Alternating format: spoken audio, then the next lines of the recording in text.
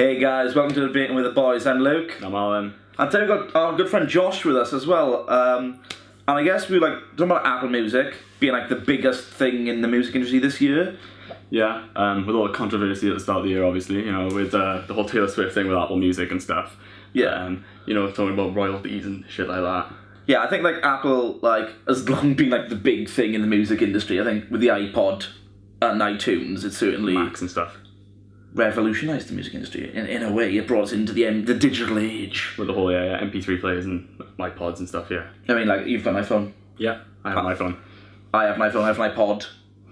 So it's Apple stuff. Yeah, and it all came from the iTunes thing. But you touched on the Taylor Swift thing there. Yeah, it was she kicked off about the whole them not paying her for royalty fees and stuff. I don't think it wasn't not paying her, but they weren't paying them enough. Was her argument, wasn't it? Yeah, and she kind of brought in this whole independent artists thing where it's they're not paying the independent artists. It's really, Taylor?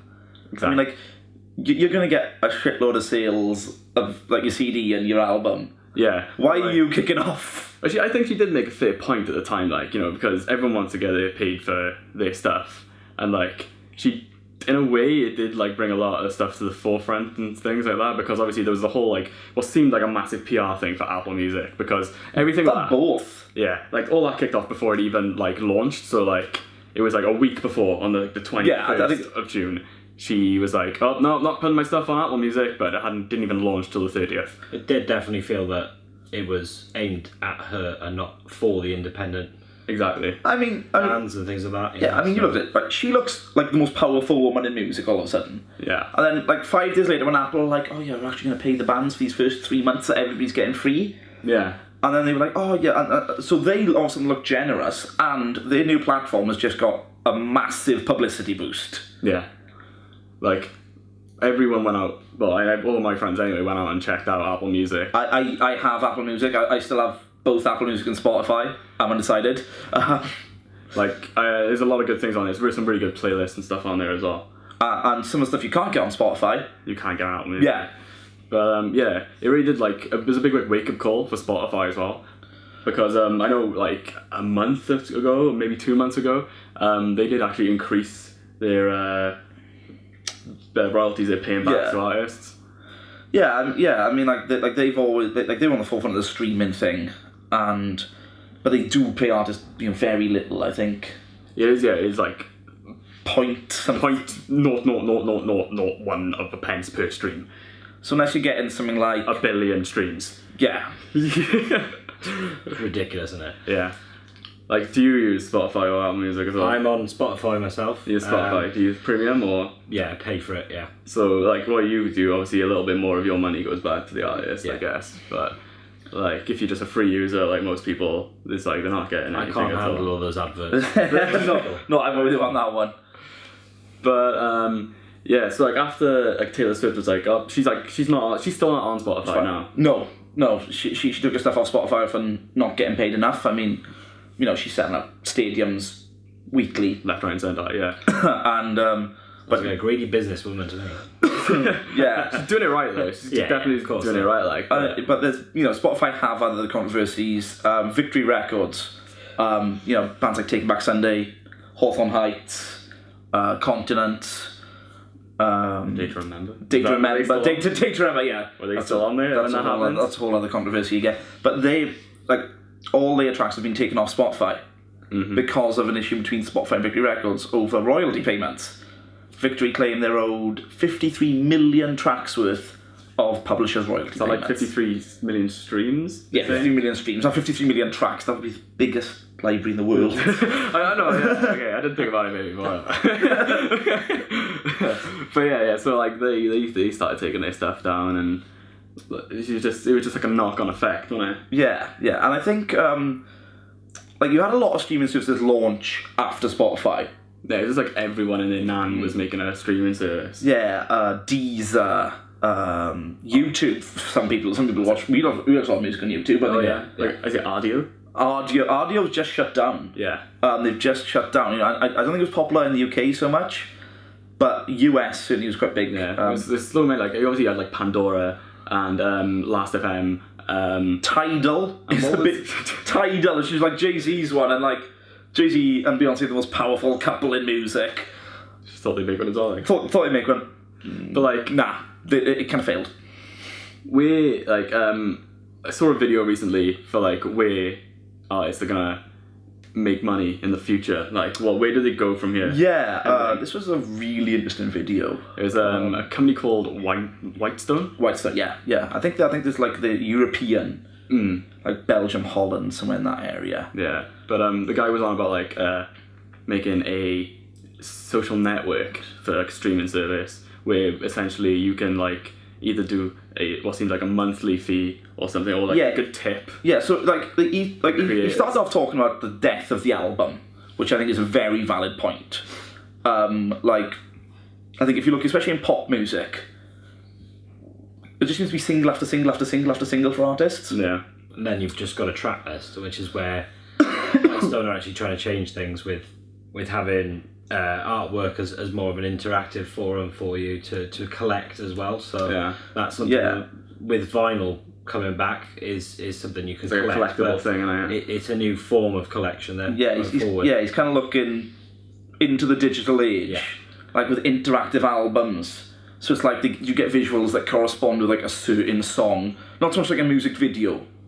But like visuals or like it did seem, when I was watching it did seem like he literally was just music videos to a certain extent. It was like you could just play a music video for every song. So, do you remember like Windows Media Player where you used to click and it would have that like purple line or whatever changing shape? Big circle. It was like an evolution of that.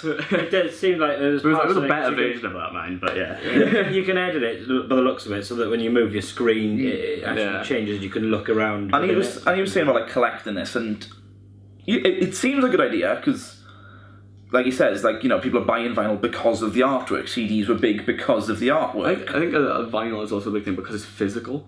Yeah, well, it's actually like a tangible thing. Yeah, I mean, I collect vinyl. I've got like 100 or so vinyl. I mean, to be honest, I don't have a vinyl player, but I've got 2 or 3 vinyl. I mean, just because I love the albums, and I know I will get the vinyl. I once won a vinyl in a singing contest. Believe it or not. What was the vinyl, and what did you sing? I can't remember what the vinyl was, but I sang "Fuck Her Gently" by Tenacious D. I won that in a contest because my friends forced me up on stage. Forced? No, I was literally grabbed and thrown on stage to... You've Snapchatted me you singing Tenacious D plenty of times. Let's not talk about that right now. But yeah, vinyl sales like in the UK alone were up 69% in the first quarter of this year. I mean, that just shows how much the vinyl industry's going. Like, Record Store Day is it's like an event. People take days off work to get a limited edition record. It's a bit like to record stores at 7 in the morning or even earlier sometimes. Yeah, queue up through the night. You know, it seems like a music take on like Comic Book Day. Yeah, or like new sneaker releases. I know, like, you know, there's like sneakerheads out there who queue up for like a limited edition trainer. But I suppose that's a little bit like queuing up for the new iPhone or something, though. Yeah, like, it's become like that. But it kind of makes you think where bands are making their money these days. Yeah. I mean, like, it's not just it's not based on music sales. It's anymore. not like it can't be. It's not like 30 years ago where the label would just hand you a massive check and be like, "Yo, do what you want, sex, drugs, and rock and roll." I've always said my dream job would be to be a music producer in the 1970s. Make like one album a year, use like $5 million to do in it. You know, it's you want an hour of my time? Give me all your money. Yeah, but you know, it's been said since the digital age started that the model is broken. Yeah, it's because everything's piratable. Yes, you know, you can just go on. You can just find if it's online somewhere. Just okay, guys. Let's hands up. Who's illegally downloaded a song here? Yeah, you totally have. Yeah, I totally have. I always, like, as best as I could, I've always tried to buy my music.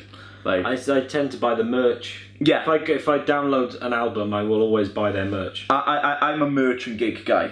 Yeah. Definitely. You know, I like checking out bands live. I like getting merch. I'll buy a vinyl maybe. Maybe I will buy the music. Yeah. But like, but yeah, no. If you're finding that you're finding that like artists are like trying to do more creative ways of like trying to sell this themselves now. Yeah. I do find though with you creating vinyls and creating record store day and things like that, you're creating a hype. So that hype is a good business model for bands, so that they can get a rare copy out into the industry, into the where record stores, so people will queue up and get those records because there's not that many of them. The only thing about the hype is it comes and goes so quick. Yeah, I mean, like, we see so many bands just coming and going now. It's like they're all hype and then it's gone. Yeah, I mean, but I agree with you, like, trying to get that limited thing. It's like, this is why, like, was it Merch Limited? Yeah. They do like 48-hour sales of like a specific item for a band. Like right now they're doing like loads of Christmas jumpers. Yeah. Like I bought Christmas jumpers on there, but they do like t-shirts, windbreakers, but it's only available for 48 hours. For 48 hours. So if you're a big fan of the band, it forces you to like go there and then. You can't just think, oh, I'll wait until it goes in the sale. I'll wait until New Year or January sales, whatever. It's like, no, gotta get it now. You're getting like these bundles and stuff as well, like VIP packages for tours, meet and greets and stuff. Yeah, which has been going on for a long time, but you're seeing a lot more now with like even smaller artists. Like, yeah, what do you like Kids in Glass Houses did for their last show, didn't they? Yeah. Like I've been to a couple of VIP packages. Alexis on Fire did it for their last show. Yeah, I mean, like they divide fans. I mean, some fans like them, some fans hate them. Right. But I just think it depends what you're getting. Yeah. Yeah, because I mean, like the two I've been to, Alexis on Fire, I got like. I've never been to a meet and greet.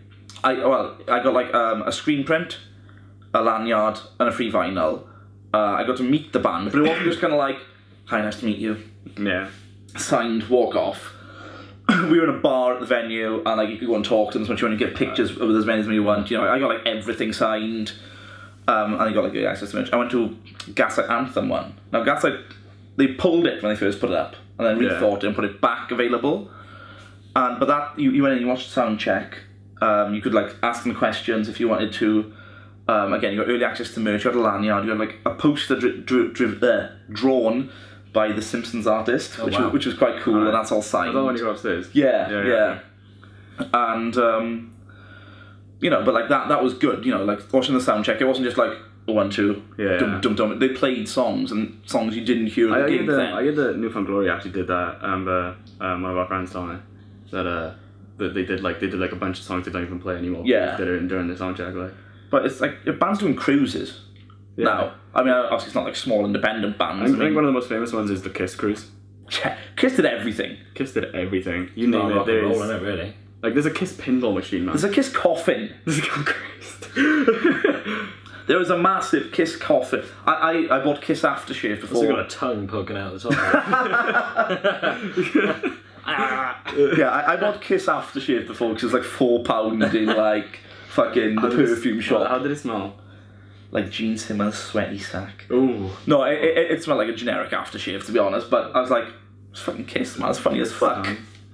But yeah, it's like, you got like Motorhead doing the motorboat. Parahoy. You got the Weezer cruise. Yeah. It's weird stuff now. Like, if you went on one, I imagine it'd be a great experience. That's, like, because you probably would bump into the band. They're not going to sit in a cabin like this. Can't see the public.